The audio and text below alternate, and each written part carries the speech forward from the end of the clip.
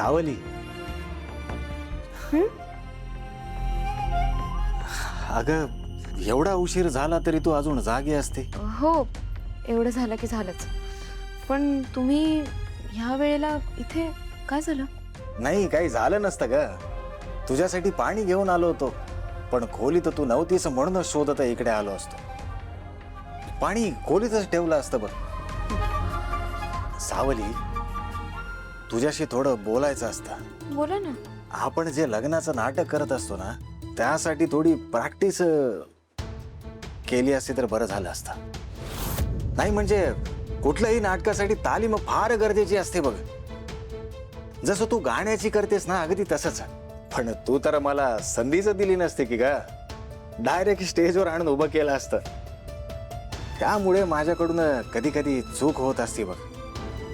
नाही, ते नाटक लोकांना खरं वाटावं म्हणून. पण त्याची काय गरज आहे?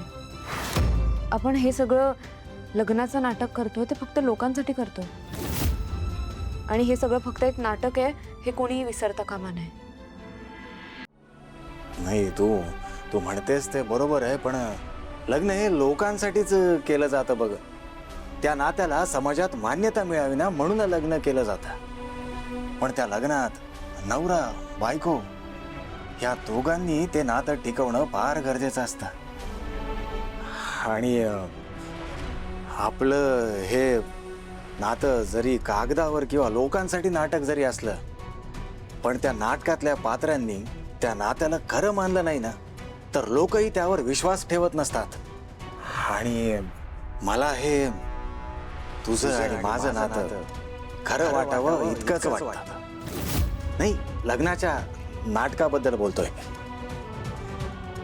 सावली, खरं तर तू दिवसभर या घरासाठी सगळ्यांसाठी खूप कष्ट करतेस.